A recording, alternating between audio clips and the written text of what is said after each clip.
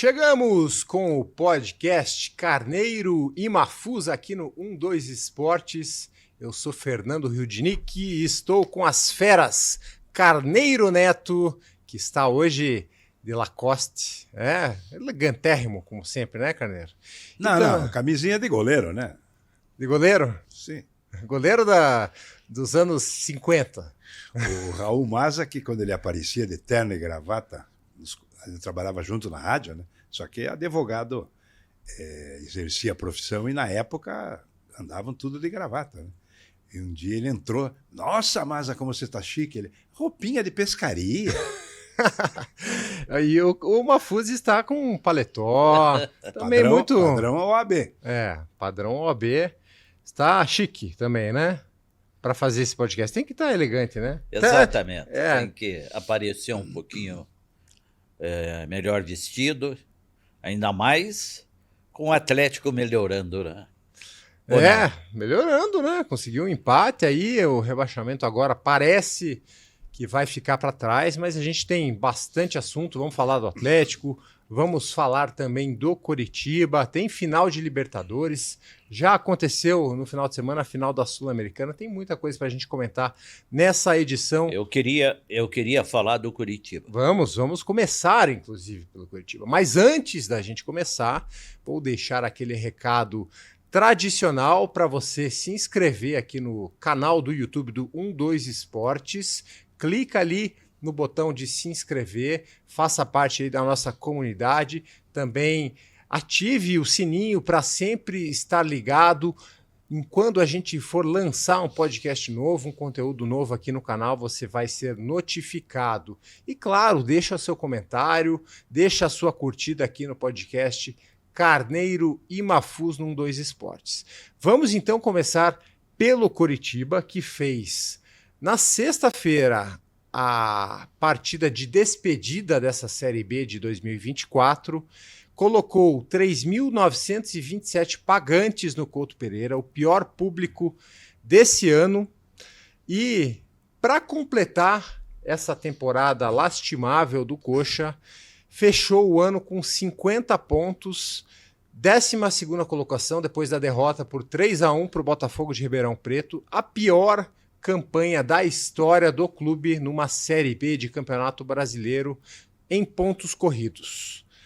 Além disso, para completar o pacote, se a gente for citar a era SAF, né, que tinha começado em 2023, também já tinha um recorde negativo aí na Série A, que foi a pior campanha do Coritiba na primeira divisão, na Elite, 30 pontos, foi o lanterna no ano passado. O que dá para tirar desse ano do Coxa, Augusto Mafuz? Eu vejo que você está querendo falar. O Coritiba, com a SAF, era um problema. Agora, aliás, estava se transformando em um problema. Agora é um problema. Eu vou explicar. Não foram poucas as vezes que eu defendi a execução da Tricorp de modo como estava sendo executado. Isto é, recuperar a estrutura logística primeiro do Coritiba, diminuir o investimento no futebol, para depois de recuperado o aspecto estrutural de trabalho, de condições de trabalho para os colaboradores, funcionários, investir no futebol. Isso passava até por uma queda para a segunda divisão e a permanência numa segunda divisão. Ocorre que esta razão, esse argumento, desapareceu diante da falta de responsabilidade nesse final de campeonato. Depois que foi matematicamente eliminado e afastado a condição de tentar subir para a primeira divisão, fato que nunca houve nos planos, não esteve nos planos do Coritiba, o que aconteceu neste final com a dispensa do Jorginho, de não cumprir o contrato até o final, dispensa de jogadores, foi uma irresponsabilidade. Quer dizer, um fim de feira. Não vai dar para nada, então não vamos gastar mais, vamos economizar o máximo. Isso reflete um desprezo à própria instituição. O fato de adquirir 90% da SAF, a Tricorp, não dá o direito dela desprezar os 10% que pertencem à instituição. Então, todo o argumento de defesa que era possível ter da Tricorp desapareceu diante desta inércia de final de temporada. E aí, Carneiro Neto, o que dá para tirar desse ano do Coxa? Esse ano não. Eu estou preocupado com o futuro do Curitiba. Essa experiência é muito preocupante. Eu sempre tive um pé atrás com esse negócio de sociedade anônima do futebol. Mas como o Curitiba estava quebrado, falido, fruto de péssimas administrações, era a única solução, era o único caminho que havia, era a celebração desse contrato. Mas nós esperávamos que os investidores tivessem um mínimo de experiência no futebol. E essa Tricorp se revelou absolutamente neófita. Ela não tem conhecimento, ela foi infeliz na montagem das comissões técnicas, nas escolhas de treinadores, de jogadores, e não tem perspectiva de mudança positiva. Então, o que eu entendo é que há um conflito de interesse entre o que representa uma empresa que tenta investir no futebol. Eu até agora não entendi onde é que está a inteligência do negócio. Se pegar 1 bilhão e não sei quanto e investir num clube de futebol. Eu não faria isso. Não sendo do ramo. Eu não faria isso jamais. Já disse isso mais de uma vez, porque não tem o retorno. O retorno é só na revenda. Mas como é que você vai revender um produto que está cada vez mais perdendo o mercado? Uhum. E, ao mesmo tempo, o conflito de interesse a que eu me refiro, há um sofrimento da torcida. Há um desprezo pelo sentimento do torcedor. Então, eu não sei, uma hora vai ter uma reação. Eu espero que não seja violenta, mas o torcedor vai reagir sim, porque ele não suporta mais. O primeiro indicativo foi esse, o público não foi ao jogo. Essa última derrota dentro de casa. Por quê? O Mahfouz pegou bem, eles desmontaram o clube. Ora, se trabalhou miseravelmente com o Jorginho, tinha que pegar o pouco que rendeu, porque o Jorginho fez uma boa campanha no retorno da Série B. O problema foi o turno, com o Guto Ferreira, e mais o Paulo Autori e o seu contratado. Fábio Matias. Que daí enterraram o Curitiba. Agora, com a entrada do Jorginho, o time fez campanha para subir. Aí eles, em vez de manter o Jorginho, claro que o Jorginho apresentou um plano, uma proposta para prosseguir. Eles não aceitaram. Agora eles vão tirar o quê? Da cartola um treinador? Nesse mercado medíocre que é o mercado do futebol brasileiro? Olha, sinceramente, eu estou muito, mas muito chocado com a ineficiência dessa gente e com o desrespeito ao torcedor coxa branca. O mais grave, agora é mais grave que a ineficiência, é o desrespeito. Esse final de campeonato, independente de classificação ou desclassificação, tinha obrigação de levar a sério. E não levou a sério. Uhum. Não levou a sério. Eu só vejo uma chance do Curitiba. Eu vou falar e pode ser que um dia aconteça. São os bilionários que se identificam com o Curitiba, ex-presidentes, ex-conselheiros ou atuais conselheiros, que têm dinheiro e amam o clube. Eles se cotizarem, 5, 6, 10, e comprarem a SAF. Aí é uma alternativa. Mas tem um detalhe, e eu não vejo outra. Tem um detalhe muito importante, Carneiro. Você tocou num assunto que eu ia abordar, mas vou abordar agora.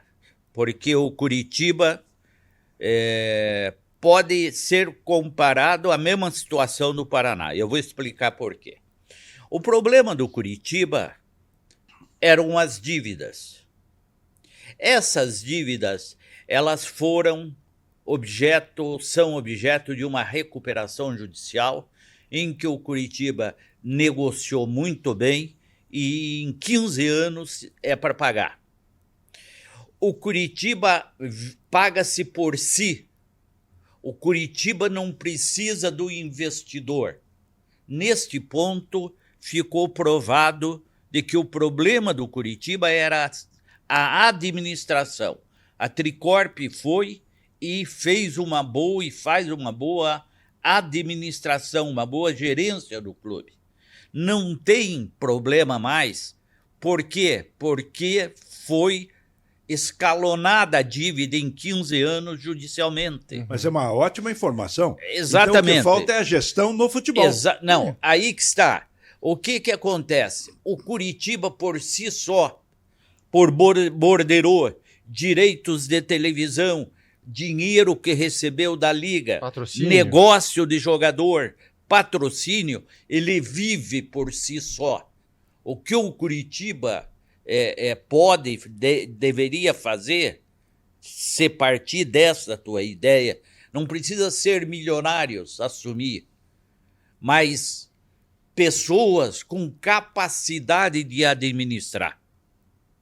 Coxas brancas com capacidade de administrar. Eu vou para o Paraná.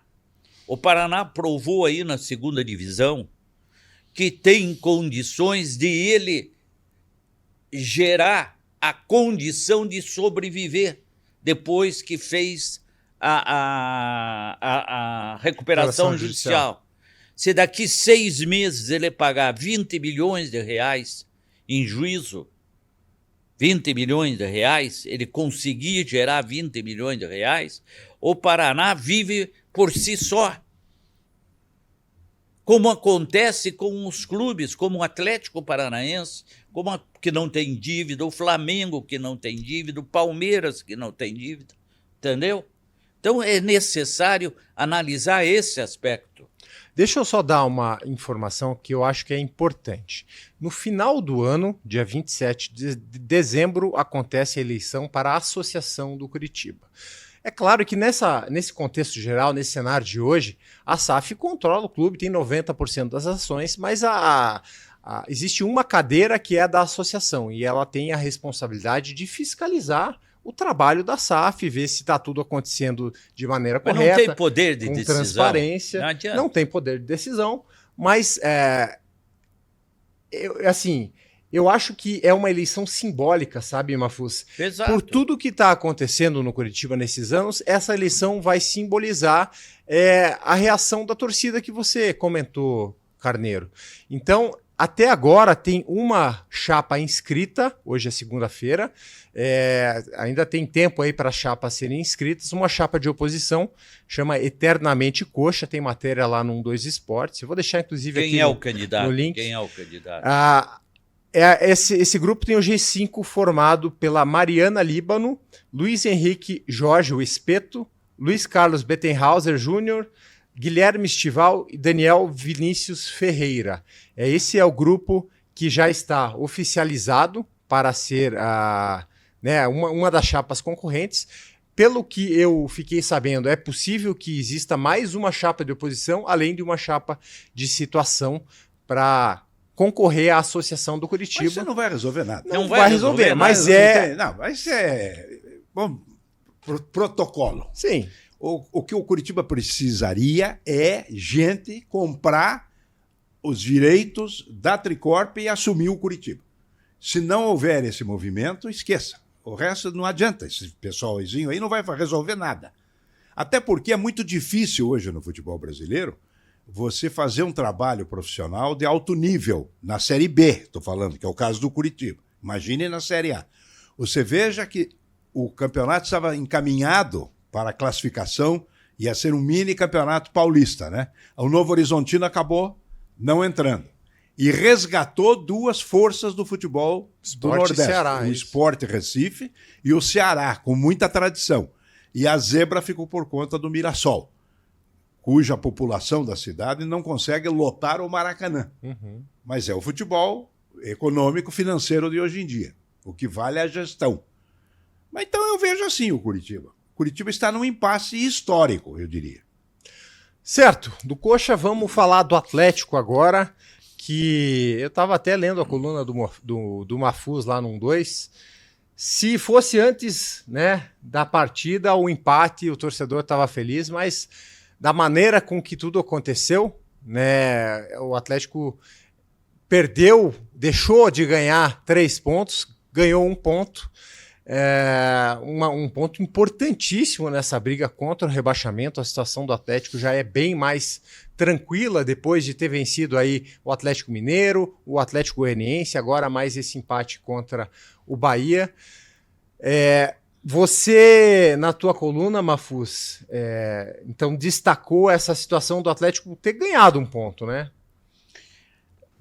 Sabe por quê?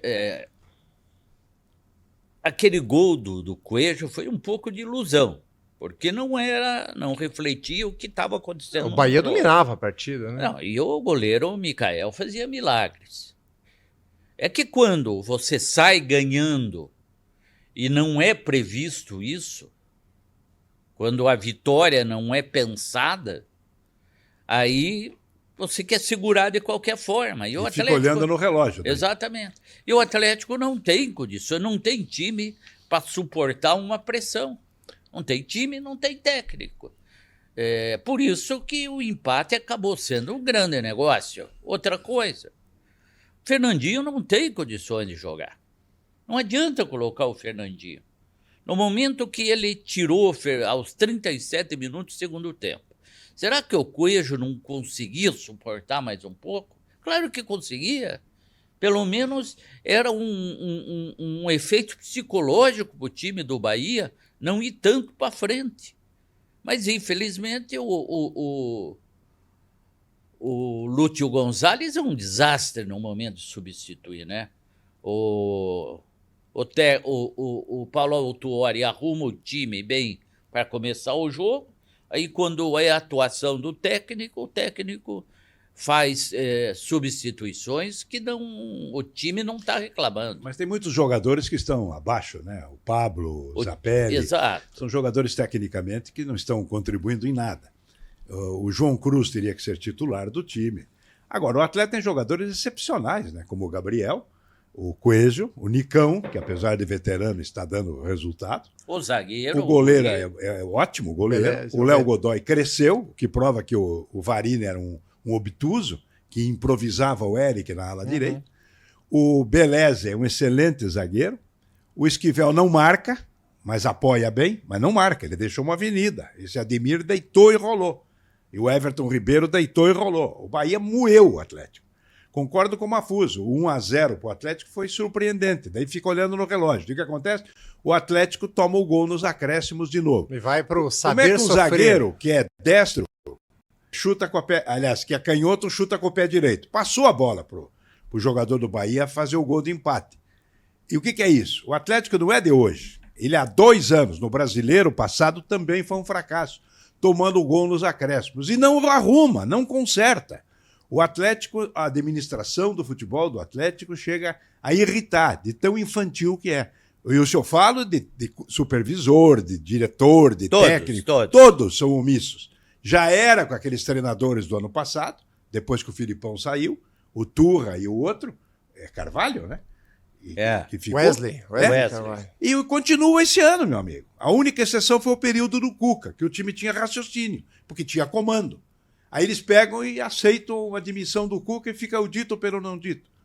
Então, meu amigo, tá muito triste. Agora, vai escapar do rebaixamento? É muito provável. É muito possível que o Atlético consiga.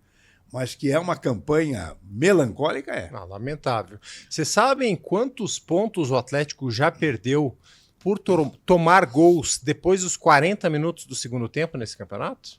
Perdeu 15 pontos. Foram 10 jogos aí. Isso confirma o que o Carneiro está falando. Em que tomou gol. Tomou gol depois dos 40. Contra o Flamengo, contra o Botafogo, contra o Corinthians. Você está falando neste ano. Nesse ano. Contra o ano passado foi igual. Contra o Cruzeiro, contra o Cuiabá, contra o Inter, contra o Vasco, contra o Flamengo, contra o São Paulo e contra o Bahia. Isso é resultado da falta de observação.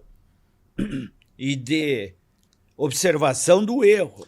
Aliás, tem um assunto, o Atlético precisaria, no final da temporada, o Atlético não, as pessoas responsáveis, fazer uma sindicância no futebol do Atlético para descobrir quem é que mandou contratar o Iório, né, o Zapelli, essa gente. Eu estou reclamando. Mas, ao mesmo há tempo, quem é que escondeu o Beleze? Onde é que estava o Beleze? Que é um baita jogador. Os mesmos. Parece que era um jogador para negocinho. Estava escondidinho para vender. É que nem aquele Pedrinho, que saiu do Atlético e daqui a pouco estourou no futebol internacional. Então são coisas, sabe, que o torcedor fica pasmo. Mas o Pedrinho teve problema com a aposta. Não, né? mas teve problema com a aposta, foi provado que não tinha culpa nenhuma. O Atlético, ao invés de aguardar o desfecho jurídico, não fez. Dispensou imediatamente e depois foi absolvido. E agora está respondendo uma ação de 30 milhões de reais do Vitória. Por ter liberado o jogador sem a anuência do Vitória. Olha aí. Essa eu não sabia dessa ação. Mas, enfim, o Bahia foi melhor, né, na partida, dominou. E o Mikael está se mostrando um fazedor de milagres, né? Teve um lance que ele fez a defesa a queima-roupa ali no chute do Everaldo, uma bola que se achou que era impedimento, mas ele não estava impedido. Que ele abriu o compasso, fez a defesa ali sensacional. Eu acho que o que dá para tirar desse ano ali, que é o Mikael, é o goleiro. Mas todo time ruim, todo time fraco tecnicamente, o goleiro acaba se sobressaindo, porque ele é o grande massacrado, vamos dizer assim. Quando é um super time, né, o Weverton no Palmeiras aparece pouco, se você analisar objetivamente. É ou não é? Agora, no caso do Atlético, o Atlético é um time horroroso, é todo torto, tudo errado, né? Então o goleiro tem que se sobressair, indiscutivelmente. Bom, o Atlético com o empate, ele jogou a decisão contra a Fluminense domingo e contra a Bragantino. Tem um jogo do Fluminense com o Criciúma. Amanhã. Fluminense ganhando o jogo, que é o favorito e deve ganhar. E para o Atlético seria melhor o Fluminense ganhar.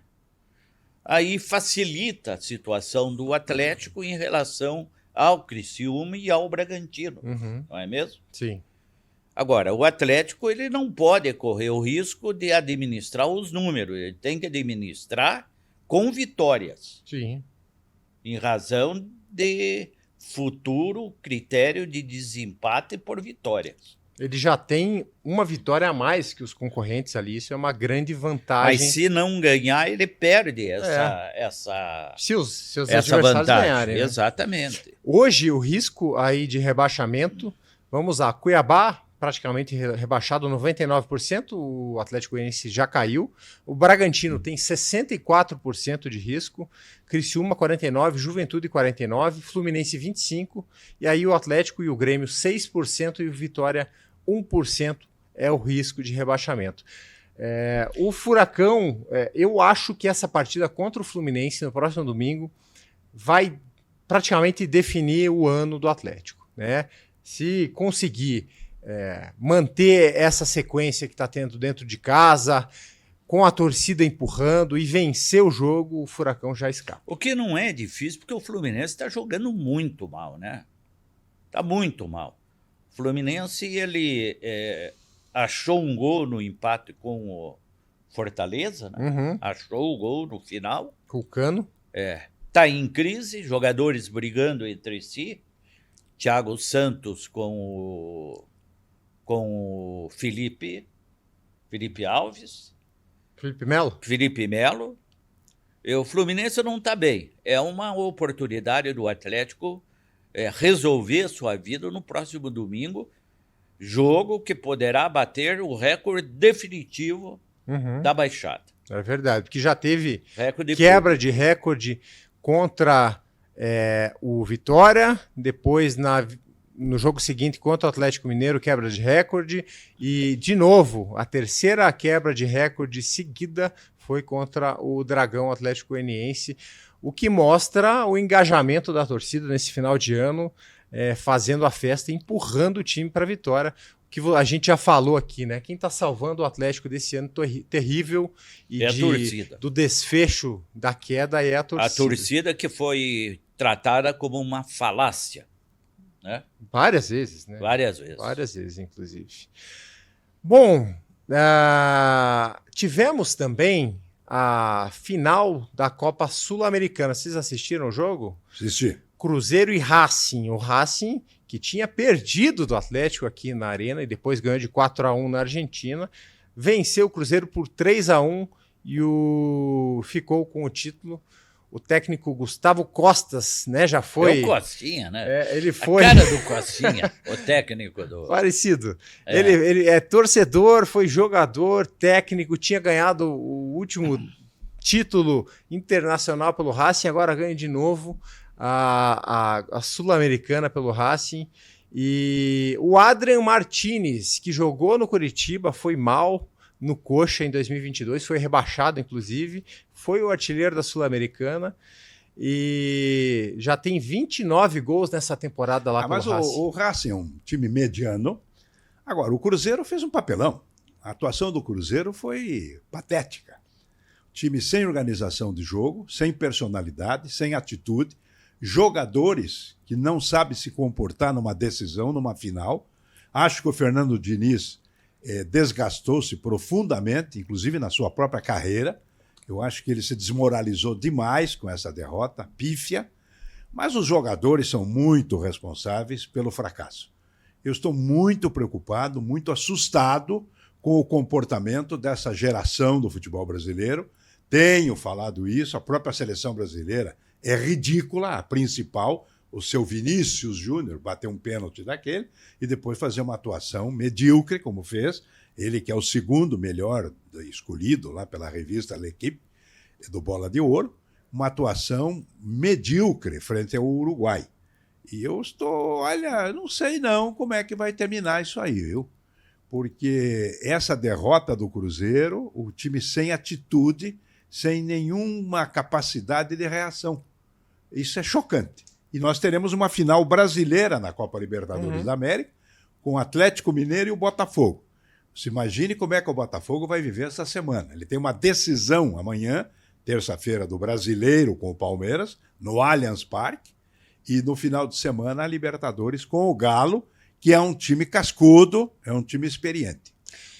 Do Cruzeiro não esperava coisa melhor. A proposta, a filosofia do Fernando Diniz, com o passar do tempo, ela se tornou conservadora, convencional, comum, porque ele não sai daquela toada de sair jogando, de agrupar jogadores para trocar passe, para inverter o jogo. O mundo sabe como o time do Diniz joga. E o Diniz não aceita se reciclar. Ele é muito vaidoso, muito orgulhoso e não aceita que ele tem que mudar. E acontece o que aconteceu. Além do mais, o jogador hoje, no Brasil, em razão dessa má educação, de ser muita celebridade, não aceita mais esse tipo de treinador que é agressivo com ele. É agressivo. O Diniz, ele é agressivo independente do lugar, ou na beira do campo, ou dentro do vestiário, ou fora do campo de treinamento. Ele é assim e o jogador não está mais aceitando. Foi visível a reação do Wallace quando foi substituído pelo Lucas Lima, aos 30 minutos do jogo lá em Assunção. Então, esse é um grande problema que o Diniz está enfrentando hoje e ele não vai recuperar esse time do Cruzeiro. Além do mais, o Cruzeiro tem um milionário como dono, o tal do Pedrinho, e um gastador irresponsável que se chama Alexandre Matos. Então, eles não adotam o critério técnico para contratar, mas o critério do valor do valor do jogador e da repercussão da mídia. Por isso que eles estão tentando o Gabigol. Não vai resolver o problema do Cruzeiro. Então essa é outra SAF que não vai dar certo, que é a do Cruzeiro. E a final da Libertadores, palpites, quem ganha? Cruzeiro, Atlético Mineiro ou Depende Botafogo? muito, é difícil apostar, porque eu acho que os dois estão no mesmo nível. Agora, o Botafogo está pressionado de uma tal forma Tá. que se ele sair com uma derrota para o Palmeiras, ele vai ter um problema psicológico, ter que provar coisa que talvez ele não possa entregar no jogo lá de Buenos Aires. Eu entendo que, em tese, é favorito o Atlético Mineiro. E você, Carneiro? Não, eu não dou palpite em futebol, né? Eu gosto de ver o jogo. Agora, realmente, o Botafogo é uma semana decisiva. Ele tem problema. Um time que não consegue ganhar, né, dentro de casa uma partida que ele tinha obrigação para manter a liderança do campeonato, está desmoralizado. O Botafogo já está desmoralizado. Agora ele vai ter que fazer por onde? Ele vai ter que ganhar do Palmeiras. O Palmeiras joga pelo empate. Isso. Entendeu? E a final com o Galo, eu acho o Galo um time mais de pegada do que o Botafogo. O Botafogo, tecnicamente, tem bons jogadores, tem boas alternativas de jogada. E já aconteceu aquele jogo pelo brasileiro que teve, né? Um monte de arranca-rabo aí. Sim, Então brigaram. a promessa é de um jogo bem quente. E sem público no estádio. Sem público. Imagina com público. Ô, Fernando, você já está encerrando o programa? Estamos Mas perto. tem um assunto que eu me esqueci. Já estão falando em reformulação do time do Atlético, quem fica, quem pode sair, se fica o técnico, se não fica o técnico. Eu acho que, antes de tudo, o Atlético tem que resolver a sua presidência. O Atlético hoje está sem um presidente. Uhum. O presidente é Mário Celso Petralha, ninguém sabe o estado de saúde dele. E o Atlético não tem o primeiro vice-presidente, porque o Kister, ele reside no Rio de Janeiro. Ele é diretor de uma empresa no Rio de Janeiro. Então, o Atlético hoje não tem presidente. Tá vago o cargo de presidente do Atlético. O Atlético, antes de pensar no futebol o ano que vem, ele tem que pensar quem vai ser o seu presidente. Se o presidente Mário Celso Petralha vai continuar e exercendo a presidência da forma que está exercendo, através de mensagens, ou se vai efetivar o Kister como um presidente, e aí ele teria que morar em Curitiba. Ele tem que resolver o problema de presidente. Hoje o Atlético não tem presidente. E o Lúcio Glombi é o segundo vice? É o segundo, mas não se fala ainda no segundo se existe um presidente Um primeiro em vice. tese e o primeiro vice. Uhum. Tem que resolver essa situação. E o conselho de administração também tem o Henrique Gaede ali fazendo parte. Mas não é eleito, Não, ele é indicado. indicado. Exatamente. E a situação, acho que, do Atlético aí que fica mais visível é porque na última vez que o Petralha, ano passado, que ele precisou fazer a cirurgia, tudo, ele se licenciou, né? E agora continua afastado, mas ele não está licenciado. Então, é uma interrogação que fica... Não, mas é uma situação grave e que precisa ser resolvido. Entendeu? Porque o Atlético é maior que todos. Todos, é isso aí. Exatamente. Tá certo, meus amigos. Muito obrigado, Carneiro Neto e Augusto Mafusa. A gente volta na semana que vem com Carneiro Mafusa aqui no 12 Esportes. Aquele abraço. Tchau, tchau.